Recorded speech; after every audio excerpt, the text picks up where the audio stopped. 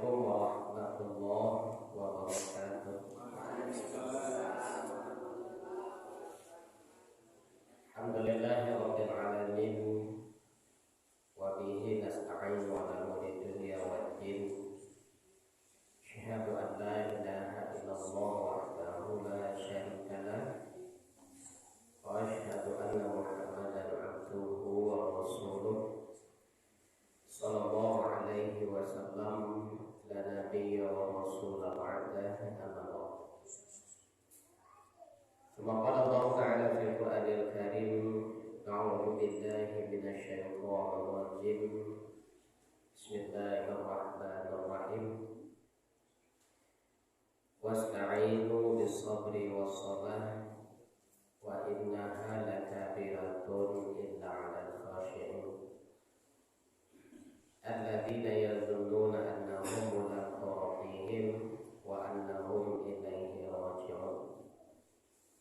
Surah Al-Baqarah, surat yang kedua, ayat 45 dan 46. Syukur kita pada Allah, alhamdulillah, malam ini Allah masih memberikan kita hidayah. Alhamdulillah, kita masih diberikan Allah kekuatan untuk bisa hadir ke masjid dengan menunaikan ibadah maghrib berjamaah dan juga hadir di kajian ilmu yang insyaallah selalu diberkahi Allah dan juga selalu didoakan para malaikat Allah.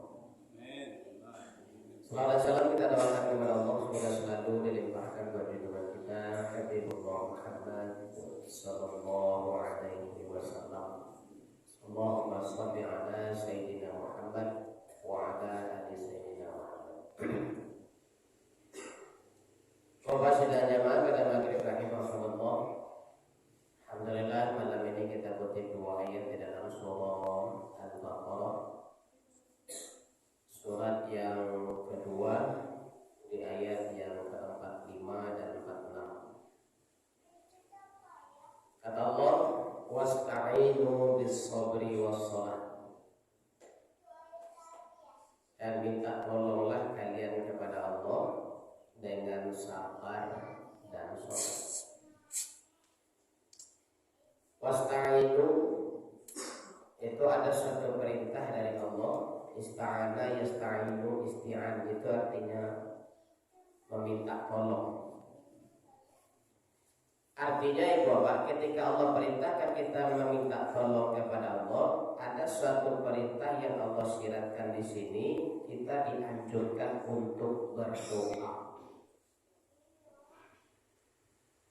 Pertolongan yang kita mintakan kepada Allah itu kita wujudkan dalam bentuk doa.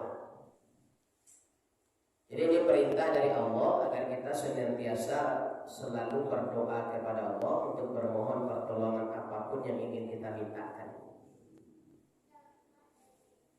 Kenapa Allah menginginkan kita selalu berdoa ibu bapak? Pertama, karena kita manusia adalah makhluk yang sangat lemah. Ini Allah jelaskan dalam surah An-Nisa ayat 28. Kata Allah, innal insana khuliqa dha'ifa. Sesungguhnya manusia itu, kata Allah, diciptakan dalam kondisi yang sangat lemah. Karena kelemahan kita dan keterbatasan kita ibu bapak, makanya kita harus bersandar kepada Zat yang Maha Kuat, Zat yang Maha segalanya. Makanya kita selalu berdoa kepada Allah karena kondisi kita memang sangat lemah. Yang kedua, kenapa kita diperintahkan Allah untuk berdoa? Karena kita diciptakan Allah adalah dalam kungkungan masalah. Ini Allah jelaskan dalam surah Al-Balad ayat yang keempat itu. Laqad khalaqnal insana fi kabad. Sesungguhnya manusia itu, kata Allah, diciptakan dalam lingkup masalah. Jadi di awal ibu bapak adalah perpindahan dari satu masalah ke masalah berikutnya. Selesai cek masalah ibu bapak, itu masuklah ke masalah yang baru. Jadi kalau ada orang yang hidup tidak ingin ada masalah, nah itu mati selesai itu. Karena selagi masih hidup tetap ada masalah. Cuma kadar masalah itu beko yang berbeda-beda. Ada yang ringan, ada yang sedang, ada yang berat. Itulah hidup kita. Karena kata Allah manusia itu diciptakan dari masalah ke masalah fi kabat. Kabat itu dilingkupi oleh masalah. Dia kabagali mau dalam masalah saja juga. Batu lingkaran bebek nyamuk. Para soal jawabannya berjalan tapi putar-putar situnya. Jalannya yang jauh tapi lingkarnya yang berapa jauh. Kenapa? Karena kita berpindah dari satu masalah ke masalah berikutnya. Selesai satu masalah, berikut timbul masalah baru. Selesai lagi masalah, timbul masalah baru. Itu katakan Allah dengan fikah. Makanya karena kondisi kita yang lemah, ditambah lagi dengan kita ditutupi dan dilingkupi oleh masalah, maka tidak ada jalan lain, Pak. Wasta'inu. Mohonlah pertolongan kepada Allah. Maka kita dianjurkan oleh Allah untuk berdoa.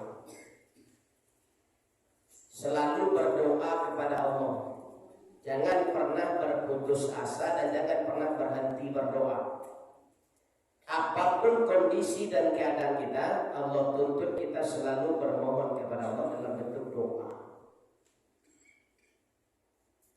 Nah, seperti apa doa yang diinginkan Allah?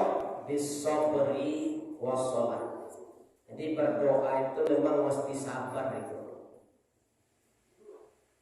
Harus sabar. Karena kata Allah,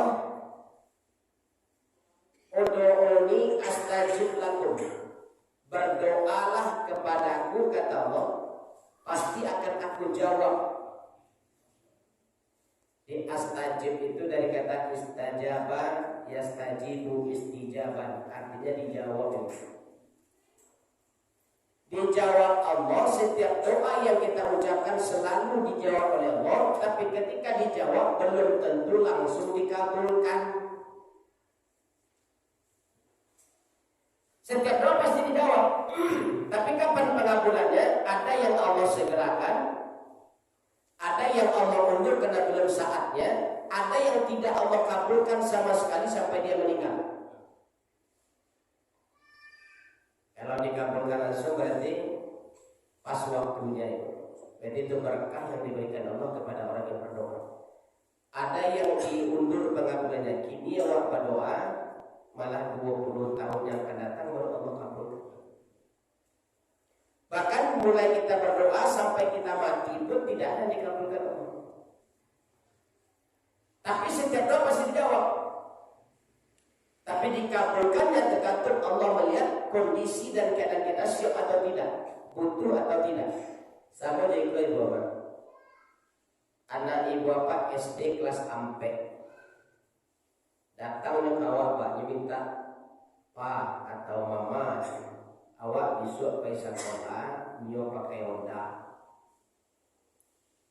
Pokoknya awak dia sekolah pakai Honda. Apa jadi Bapak? Iyo. Kan dijawab kena. Iyo. Tapi bila dikabulkan dia Bapak? Apakah langsung Bapak balik Honda? Enggak. Bila kira-kira kan dikabulkan permintaannya dia pergi sekolah pakai Honda, Pak?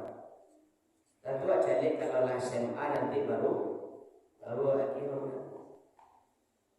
kelas sampai SD meminta pergi sekolah pakai Honda, baru nantilah SMA atau mungkinlah kuliah baru awak kabulkan permintaannya untuk pakai Honda.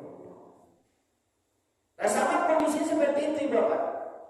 Awak berdoa kepada Allah, berdoa astajib lakum. Berdoalah pasti aku jawab kata.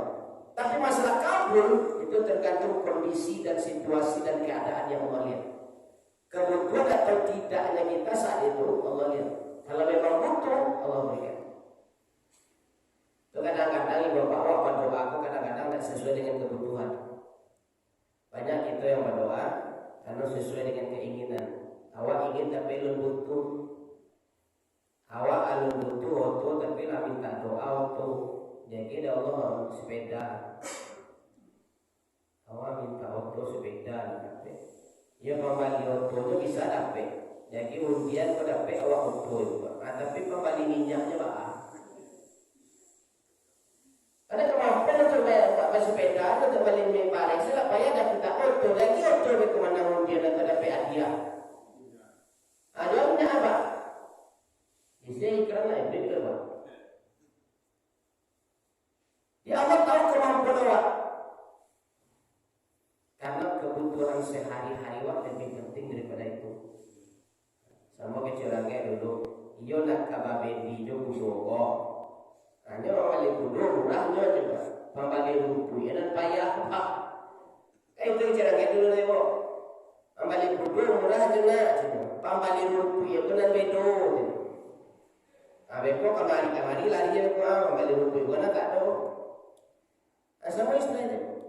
Allah akan kabulkan sesuai dengan kita butuh atau tidaknya. Kalau memang saat itu kita minta dan kita memang butuh, Allah akan kabulkan. Dijawab, boleh dikabulkan. Atau maknanya Bapak berdoa itu butuh kesabaran. Namun kesasar-sasar itu. Kadang orang waktu kalau meminta kesasar, kalau berimbau, menghilak. Kalau doanya minta capek dikabulkan, kalau diimbau Allah, kalau juga tunggu beko nah kalau doa nak tersasar minta dikabulkan. Kalau diimbau tersasar minta. Makanya sesuaikan dengan kebutuhan itu yang Allah lihat. Makanya ibu bapak kata Allah minta tolonglah kepada Allah dalam bentuk doa kepada Allah, tapi butuh kesabaran. Karena tidak semua doa dikabulkan seketika oleh Allah, tapi dijawab pasti.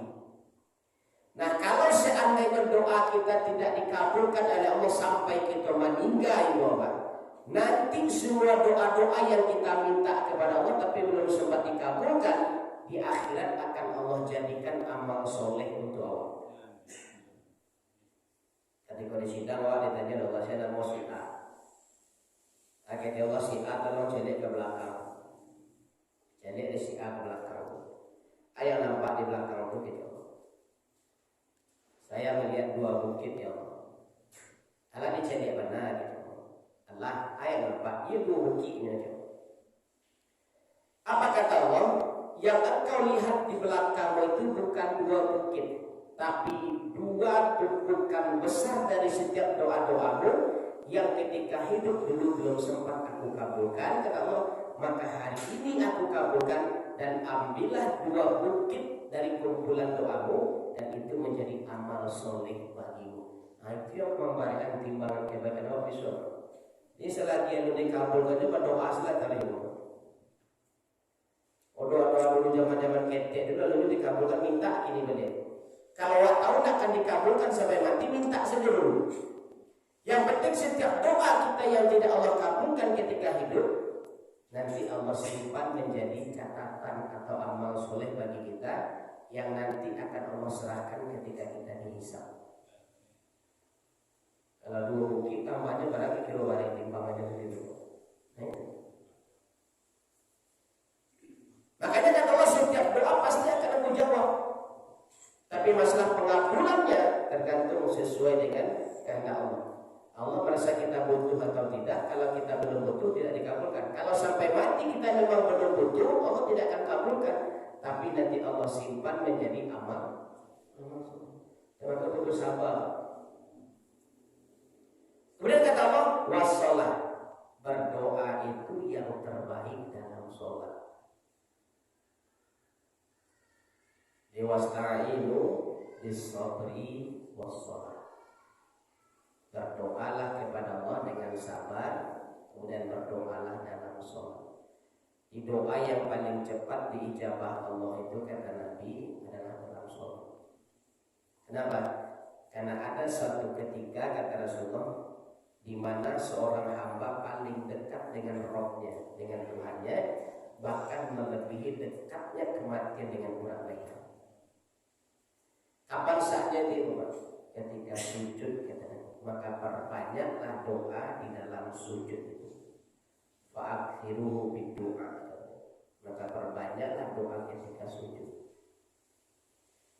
Maka ketika sholat itu bahwa apalagi kalau kita sholat sunnah, itu yang diajarkan Nabi itu panjangkan berdiri dan panjangkan sujud. sujada wa qiyamah. Orang-orang yang memandangkan sujud dan berdirinya itu nanti Allah tidak akan biarkan dia berdiri lama di mahsyar. Makanya Nabi kata Aisyah, saking sabarnya beliau sholat. Kata Aisyah, beliau itu kalau sholat jangan ditanya lama dan panjangnya. Karena pernah beliau sholat dalam satu rakaat itu yang beliau baca itu Al-Baqarah dan Ali Imran. Serakaat itu sampai juz 2,5 juz Al-Baqarah, 1,5 juz Ali Imran. Dan itu pernah beliau baca dalam satu rakaat. Kembaralah kasabah beliau sholat itu. Makanya kalau sholat itu memang dibutuhkan sabar. Karena perbanyak doa di situ. Makanya kata Rasulullah, jangan tiru 3 kebiasaan binatang ketika sholat. Ada 3 kebiasaan binatang yang dilarang Nabi dibawa dalam sholat itu. Pertama, jangan sholat seperti ayam makan. Nah, si ayam makan itu mencontohnya capek. Ya, jadi orang yang sholat itu ayam mencontoh itu. Jadi dilarang dan Nabi, tapi dibuat itu. Ada yang sholat sampai rakaat itu semini putih. Ampun aku rakaat kedua 3 sampai ini nak idam-idam saya baca. Rakaat pertama jual Fatihah, rakaat kedua idam itu cukup lagi. Nah itu ada rakaat. Saat ini sampai rakaat putih. Apalagi kita tebak. Apalagi yang viral di bulan puasa datang 23 rakaat sholat tarawihnya 7 menit putih. Oke, kita coba. Karena berapa jenis video sholatnya? Itu banyak rukun yang hilang tuh. Rukun tak baca, i'tidal tak dibaca, sujud tak dibaca, duduk antara 2 sujud tak dibaca, tahiyat tak dibaca. Aku simak mana videonya yang 7 menit, 23 rakaat, 7 menit itu bapak. Begitu Al-Fatihah sanggup kali jali saya dah bilang Allah amin. Itu sudah terangkat karyanya bapak. Dari bismillah tu memang beliau nama bunyinya wala dalil ada di sana karyanya. Sudah itu baca ayat keluar ahli karyanya. Sudah itu rekod tak rukun Allahu Akbar, sallallahu alaihi wasallam, Allahu Akbar, Allahu Akbar, Allahu Akbar, takak oleh Allahu Akbar. Jadi 2 rakaat itu tak sampai semini. Coba ya kan 2 rakaat tak sampai semini. Dan begitu di rakaat kedua bacanya Bapak, begitu selesai bersujud rakaat kedua duduk Allahu Akbar tahiyat, yaitu Allah sama sudah langsung salam kanan salam kiri. Ada baca tahiyat. Amarah banyak rukun yang dilewatkan dalam sholat itu. Nah kira-kira sholat seperti itu sah atau enggak? Banyak rukun yang hilang Pak. Ya. Tahiyat akhir itu salawat Nabi itu rukun. Tidak bisa ditinggalkan itu Pak. Tahiyat awal, tahiyat akhir, salawat, baru salam. Yang kedua balik. Ini salawat Nabi itu rukun dan itu ditinggalkan. Kalau tahiyatul barakatuh ditinggalkan, masalah kok salawat Nabi ditinggalkan berarti ya sholatnya Allah alam lah gitu. Tapi masuk rekor muri barangkali rekor muri itu. Sholat tercepat di Indonesia 23 rakaat 7 menit selesai. Bangga dapat dapat penghargaan muri. Museum rekor Indonesia. Ya, awak sedesiko sekancang-kancangnya lagi 1,5 jam nama. 1,5 jam. Yang sahabat rakaat itu 1,5 jam. Jadi itu 23 rakaat 7 menit. Jadi di mana tak sabarnya dalam makanya kata Allah wa innaha lakabiratun, dan sesungguhnya kedua amal tadi menjadi satu kesatuan. Sabar dan sholat itu kan 2 kata bisobri washolat. Nah sebenarnya dalam bahasa nahwu seharusnya wa innaha itu bukan innaha tapi wa innahuma. Keduanya lakabiratun merupakan amalan yang berat. Tapi Allah mengganti kedua amalan tadi menjadi satu saja. Wa innaha. Innaha itu untuk satu. Sementara tadi Allah bilang dua. Bisobri wa sholat. Kenapa Allah jadikan satu penggantinya bukan dua? Karena antara sabar dengan sholat itu satu kesatuan yang tidak bisa dipisahkan. Awaki kiwai sholat itu sabar, sabar itu dalam sholat. Makanya Allah katakan wa innaha. Dua amalan tadi merupakan satu kesatuan, makanya Allah ganti kata gantinya dengan ha sendiri, bukan huma berdua. Artinya apa?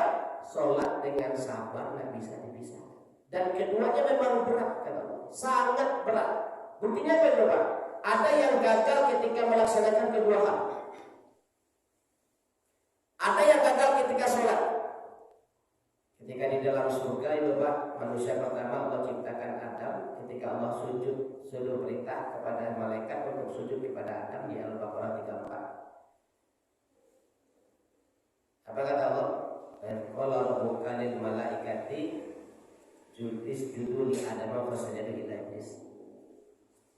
Allah perintahkan kepada malaikat untuk bersujud kepada Adam, tapi semua malaikat sujud kecuali iblis. Sujud itu kan bahagian dari gerakan sholat. Jadi sudah ada gerakan sholat di dalam perintah Allah ketika di surga. Walaupun meskipun saat itu belum disebut dengan sholat, tapi gerakan sholat itu dalam bentuk sujud sudah Allah nampakkan ketika di surga. Allah perintahkan sujud. Tapi saking beratnya amalan tadi, ada yang gagal di bawah. Siapa yang gagal? Iblis. Iblis gagal membuktikan kepada Allah kalau dia orang-orang yang taat dalam masalah sujud, dalam masalah sholat. Dan ini membuktikan bahwa kata Allah, sholat itu merupakan amalan yang paling berat. Buktinya iblis kan. Sabar juga amalan yang paling berat. Ada yang gagal dalam bersabar itu. Siapa? Ketika Nabi Adam Allah perintahkan di dalam Al-Baqarah ayat 35, wahai Adam, tinggallah engkau bersama istrimu di dalam surga dan makanlah semua apa yang ada di dalam surga. Wala taqrabah hadhihi syajarah. Tolong jangan mendaki ke pohon itu. Itu larangan. Larangan di situ artinya menahan dalam bahasa ada imsak.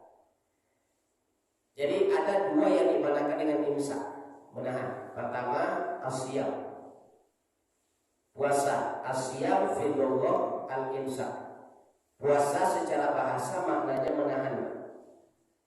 As-sabru fil lugha al-imsak. Sabar di dalam bahasa artinya juga menahan. Nah, ketika Allah perintahkan kepada Adam, tolong tahan diri engkau Adam, jangan mendaki ke pohon itu, tahan, sabar kata Allah. Tapi Adam gagal itu.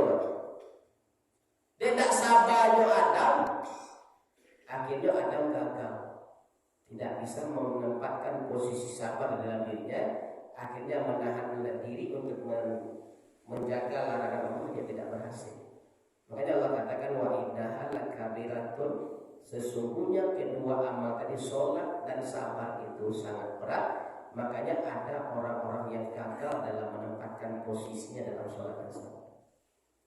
Sholat berat itu dibuktikan dengan gagalnya iblis dalam masalah perintah Allah tentang sujud. Sabar berat buktinya Adam gagal dalam menahan diri untuk tidak melakukan larangan Allah. Terima kasih Allah wa innaha lakabiratun. Sesungguhnya kedua amal tadi menjadi satu kesatuan dan itu keduanya sangat berat. Illa 'alal khasyin, kecuali bagi orang-orang yang khusyuk. Baru dapat. Jadi berdoa, sabar, sholat, khusyuk. Nah, itu sejalan dulu. Orang yang sabar dalam sholatnya pasti khusyuk. Tapi kalau orang tidak sabar dalam sholat, tidak akan bisa khusyuk. Itu makanya orang yang tak kaki-kaki sholat, yang bantu contoh ayam itu tidak sabar. Orang yang sholat tarawih 23 rakaat 7 menit itu tidak sabar itu. Tidak akan pernah bisa mengatakan dirinya bisa khusyuk dalam sholat. Apalagi dalam tujuh banyak selesai sakit pinggang, mereka taruhnya 23 rakaat 7 menit itu kan. turun sama mailelo ayo alun turun kuat aja tak apa itu. Baru kan turun sujud baru lo mailelo kaki turun aja sampai tak apa itu. Itu ada capek Bapak. Ya kalau seandainya sholatnya di masjidnya kayu lah Bapak pada cuma lututnya turun tuh. Gimana kita jatuhnya lutut itu lagi dah bodoh. Pada lutut itu awak dan ero turun tu lagi kilo Bapak. Kalau tu baru kan apa lutut baru kasih ini kita tak balik tu Bapak. Tapi gawat itu Bapak. Makanya peserta jadi banyak yang bodoh-bodoh. Kalau modal anak-anak yang bodoh-bodoh, kan anak-anak berarti orang kata di itu. Mungkin panuh dari masa itu dia dalam bodoh. Makanya gimana dia sekolah itu kan? Kalau modal awak 23 orang kata 1,5 jam. Kalau itu 3 saja dan sampai tambah. Bodoh lagi tahu. Karena itu berat. Kecuali bagi orang yang khusyuk. Jadi khusyuk itu hanya bisa didapatkan kalau orang itu sabar dalam sholat. Dan memang sholat itu butuh sabar. Kesabaran tadi yang mendatangkan kekhusyukan. Jadi karena kedua amalan tadi berat kata Allah, yang bisa melakukan keduanya tadi itu cuma orang-orang yang khusyuk. Khusyuk kan memang baik. Makanya kata Nabi salah satu jalan. Nanti di ayat 46 Allah ajarkan tuh cara khusyuk itu seperti apa. Tapi kata Rasulullah, salah satu jalan untuk bisa mendapatkan khusyuk itu hanya dengan berjamaah. Hanya dengan berjamaah. Karena berjamaah itu kata Nabi tanggung renteng. Satu orang yang berbuat semuanya ikut dapat imbasnya. Contoh Bapak, ada seorang yang khusyuk dalam sholat. Ini jago khusyuknya bisa bertahan khusyuk, maka semua yang ikut sholat saat itu yang berjamaah hari itu dianggap Allah khusyuk satu. Walaupun ada sebagian awak yang kadang-kadang pasrah dalam sholat itu, sudah ada masalah bare, mengenal ke masalah itu, anak tantu itu juga ada penting ikut si imamnya. Imam rukunya ruku, imam itidal, imam sujudnya sujud. Awal rakaat lain tentu jadi berkata masalahnya perkiranya 80% ke masalah. Begitu imam salamnya salam di rumah. Tapi apa kata Allah? Karena ada salah seorang dari yang ikut sholat berjamaah saat itu, apakah imamnya atau salah seorang makmumnya khusyuk, maka yang ikut berjamaah saat itu dianggap khusyuk. Salah satu jalannya untuk bisa dapat sholat khusyuk itu ya dengan berjamaah. Karena semuanya dapat imbas kebaikannya. Awak tak fasih bacaan, tajwid tak jaleh, panjang pendek bagi 5 Bapak. Tapi ada yang berhasil bacanya fasih, bacanya tajwidnya berhasil, panjang pendeknya jaleh. Itu awak tak boleh dong. Dianggap awak pun fasih membaca bacaan sunat. Kenapa? Satu yang berbuat satu yang kan. Ada pakaian awak kurang berhasil. Ada salah seorang yang menjaga kebersihan pakaian. Bahkan setiap sholat itu ganti dari bajunya demi menjaga kebersihan pakaian. Dan awak kadang dibawa itu dari subuh sampai isya itu kain tubuh bajunya. Itu kain tubuh sarung kadang-kadang. Tapi karena ada seorang yang selalu menjaga kebersihan pakaiannya, kita pun tak bawa rendong gitu. Tapi kalau sholat sendiri ya tanggung surang, tidak khusyuk tanggung surang, tidak berhasil bacaan tanggung surang, tidak berhasil pakaian tanggung surang. Apalagi kalau sholat surang itu bulan-bulanan ada setan yang bagi Nabi, setan itu mengganggu orang sholat, menyesatkan orang sholat, mengganggu khusyuknya orang sholat itu seperti serigala menerkam kambing. Kan sifatnya serigala macam kambing kan, kambing yang bergerombolan dicakau jadi kambing yang mainnya ingat surang. Setelah pisah jadi rombongan diubah, terintai di serigala itu. Kau kalau kawannya lebih baik, gua masuk ke arah kandang aja nampak untuk lama dimakannya dan 3 aja surang kanan surang kau rasanya di serigala. Jadi incaran banget di serigala. Asalmu jawab itu. Awal yang sholat berjamaah, antara yujinda setan mengadu, minta gaduh banawa ini, tapi yang lain khusus tak boleh dong. Isiu-siu karena itu setan itu memperdawa ketika sholat berjamaah. Tapi yang sholat surang, mana saya setan itu. Makanya cara setan mengalihkan konsentrasi awak yang sholat surang itu, Bapak. Sifatnya kecil Nabi menganan dan tidak takana maingian dan lumpuh. Itu sifatnya setan. Bahkan kadang-kadang ibu bapak mencari barang hilang bisa masuk ketika sholat surah. Benar nggak Pak? Ya. Bisa bertamu dulu barang itu daripada awak sehari mencari masalah semua. Begitu sholat awak suram, kalau akan melanjut mencari barang hilang, awak sholat sesudah. Harusnya kan takbir ni Pak, Allah Akbar. Itu ada sholat situ letak air aja. Yo coba. Lah, apa kali bang sholat itu Pak? Marah saya setan itu. Karena memang itu. Kadang-kadang orang pangan naga ada orang sebelah rumah awak dan dua ini ada pintunya tertutup. Ini memang tahu tu dia. Tapi begitu takbir saja kadang setan takkan ada pintu sebelah rumah tu dan dua ini dan buka. Juga, kita kan ada. Pokoknya dialihkannya kamar sih Bapak. Kalau sholat itu yang marah-marah saya di setan. Tapi kata Nabi, salah satu jalan untuk bisa mendapatkan sholat yang khusyuk itu hanya dengan berjamaah. Itu maka awak diimbau oleh Allah untuk tetap berjamaah. Walaupun hukum sholat berjamaah itu tidak diwajibkan oleh Allah, tapi sangat dianjurkan oleh Nabi karena salah satu jalannya itu. Orang-orang yang bisa selalu khusyuk dalam sholatnya itu dikatakan Allah dalam Al-Mu'minun ayat 11 itu. Alladzina yarithunal firdaus. Mereka itulah orang-orang nanti yang akan mewarisi surga Firdaus. Tapi memang sholat itu baik, khusyuk itu baik. Tapi salah satu jalannya adalah kata Allah di ayat 46, alladzina yazunnuna annahum mulaqu rabbihim wa annahum ilaihi raji'un. Orang yang khusyuk itu kata Allah apabila dia melakukan sholat, dia menganggap bahwa ini adalah sholat terakhirnya dan setelah selesai sholat dia akan kembali. Artinya apa ya Pak? Anggap itu sholat terakhir awak, begitu wassalam awak mati. Nah itu yang bisa khusyuk. Tapi kalau menganggap sudah sholat isya atau kabar subuh atau sholat subuh bisul, tentang perintah itu sholat malam. Tapi kalau menganggap itu adalah sholat terakhir awal, sudah sholat awal akan hidup lain, pasti sholat terakhir itu aja-ajaan dulu. Pasti diraja-raja di khusus ada waktu. Kenapa? Karena menganggap itu sholat terakhir. Nah melatih diri menganggap setiap sholat itu adalah sholat terakhir itu yang baik, sangat baik. Awak kadang-kadang yakin saya kalau subuh dia besok. Kadang sudah subuh pas subuh dia balik. Apa bila berket bila kebaik ke situ.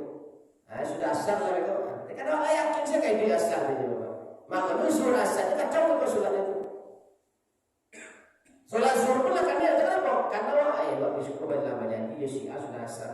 Jadi awak begitu sholat zuhur lah pasti kali kalau subuh sholat asar. Nah kalau itu sholat zuhur lah pasti kacau. Dia memposisikan diri awak ketika sholat itu kepada Allah. Orang-orang yang menganggap itu adalah sholat terakhirnya dan setelah sholat itu dia akan mati menghadap Allah, maka itu dia akan menjadi orang-orang yang selalu khusyuk dalam sholat.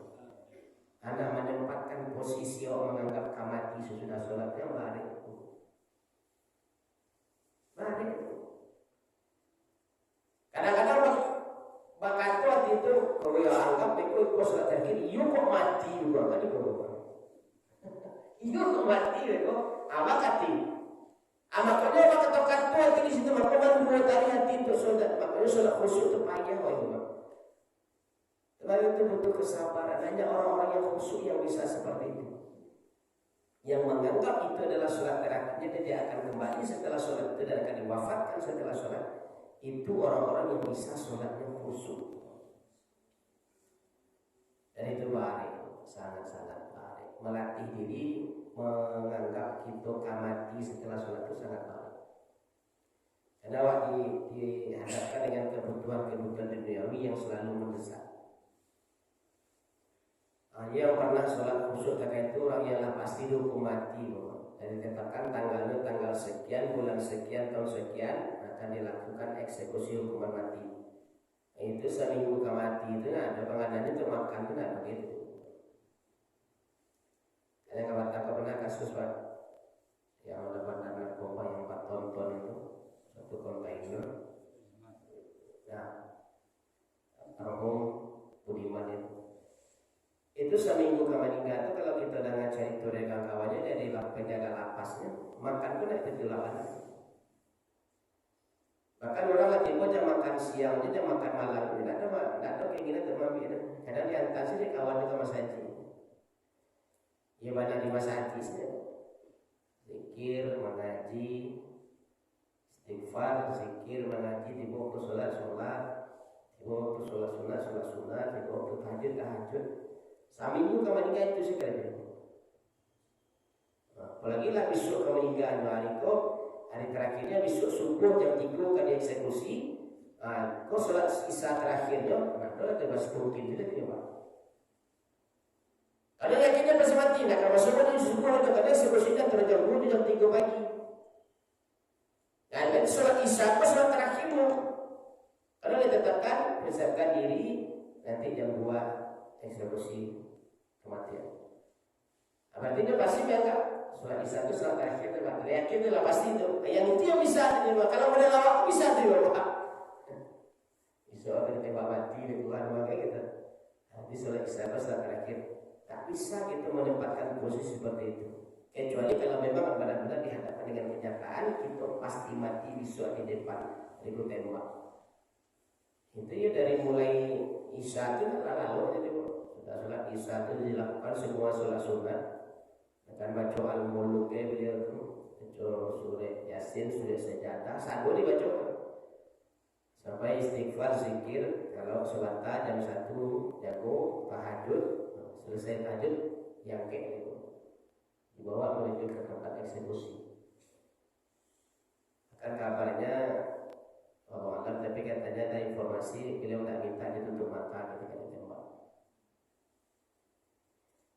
Karena dia paham makna kematian itu di hadapan mata. Kalau di saat itu dia kan akan merasakan sakit menghadapi sakarat, nah, tapi dia akan menghadapi sakit ditembak kan gitu. Sama seperti kondisi apa dulu Bapak?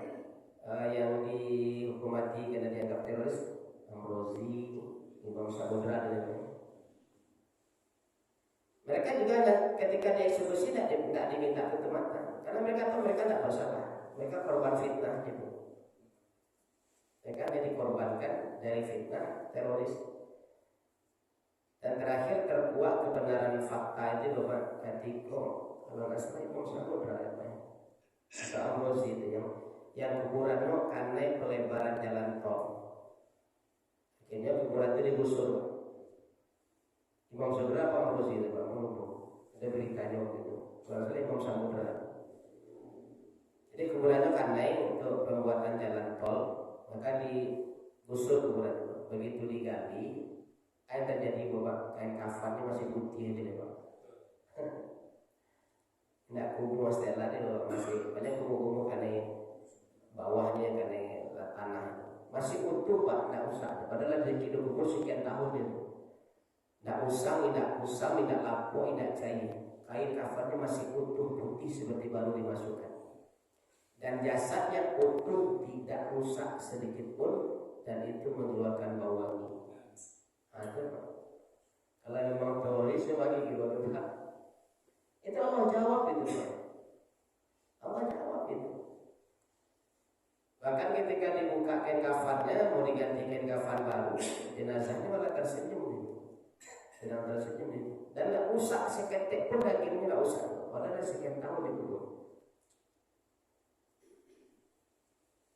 Nah jadi makanya orang yang sabar dan bisa khusyuk itu hanya orang-orang yang bisa sabar dalam sholat dan bisa memposisikan dirinya adalah alladzina yazununa annahum mulaqu rabbihim, yang menganggap bahwa setelah sholat dia akan mati menghadap Allah.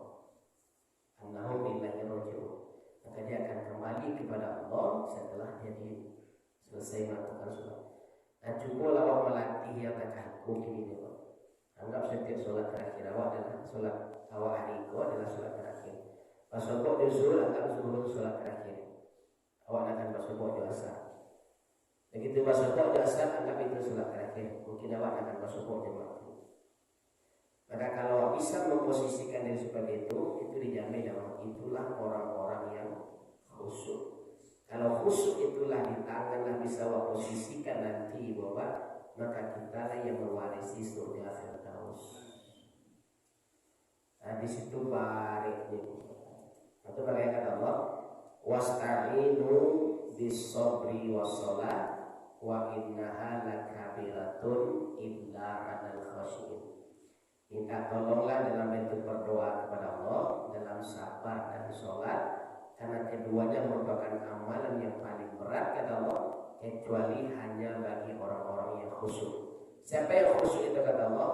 Yang meyakini dirinya ketika beribadah kepada Allah itu adalah ibadah terakhirnya dan dia akan mati menghadap Allah. Itu yang bahar itu, memposisikan diri dalam keadaan seperti itu. Atau makanya Bapak, sholat itu dekarno bare. Itulah amalan yang pertama kali Allah hisab. Itu yang pertama. Karena itu amalan yang paling pertama ada di surga sebelum manusia dipindahkan Allah ke bumi. Sholat peladu Bapak. Ketika Allah perintahkan kepada malaikat sujud itu kan bahagian rangkaian dari sholat. Berarti sholat peladu. Makanya amalan sholat itu adalah amalan yang paling pertama. Amalan puasa amalan yang paling pertama. Makanya menahan untuk tidak memakan makanan yang dilarang Allah itu kan artinya menahan imsak. Imsak itu berarti sama dengan puasa. Tapi ada yang gagal. Makanya sholat itu amalan yang pertama kali Allah hisab nanti. Amalan yang Allah hisab. Dan yang Allah jadikan jaminan itu adalah subuh berjamaah. Karena subuh berjamaah ini Bapak, amalan sholat yang dikerjakan oleh Nabi Adam. Di subuh itu sholat yang dibiasakan Nabi Adam itu.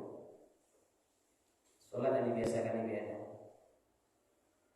Jadi ketika Nabi Adam dipindahkan ke bumi, itu kan bumi kok kalah panai. Jadi ketika malam hari itu Nabi Adam kok hanya balindong di bawah pohon kadang, kemudian lalu menunggu pagi datang. Selama semalaman itu Nabi Adam cuma berdoa sedang ya Allah, capeklah siang, capeklah siang, capeklah siang. Karena api zaman itu ada apa? Api itu baru ada ketika Adam lah bersubuh di Siti Hawa, ketika kama masak baru bingung. Hawa kama masak, tidak ada api. Tak ada apa? Baru minta karena kaji Jibril, istri ambo kama masak, kami tidak punya api. Ambo tidak berhak mana ke api itu yang punya api, yang menguasai api cuma Malik. Ambo lapor dulu ke Malik gitu. Itu pada api itu. Nah jadi ketika Adam surang itu dia berdoa. Nah begitu nampak cahaya putih di timur itu Pak. Nah disitulah Adam bersyukur kepada Allah sehingga dia sujud 2 kali. Ini melambangkan sholat subuh. Jadi sujud dalam arti 2 rakaat sholat subuh itu dibuat Adam. Rakaat pertama itu kan bukti syukur Adam karena pagi katibu. Dan rakaat kedua itu syukur Adam kepada Allah karena malam lakapai.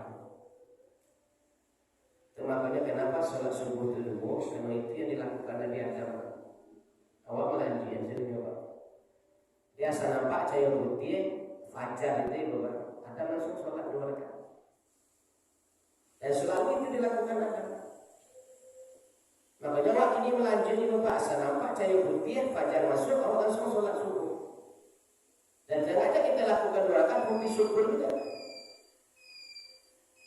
Jadi makanya ketika sholat yang pertama kali Allah hisab dan subuh yang Allah minta jadikan jaminan, maka kata Nabi dari Muslim, subuh berjamaah itu jaminan Allah kepada umatku yang nanti jaminan itu ditagih oleh Allah. Karena Allah tidak bisa bertanggungjawabkan, nanti wajah itu Allah celupkan ke dalam neraka jahanam.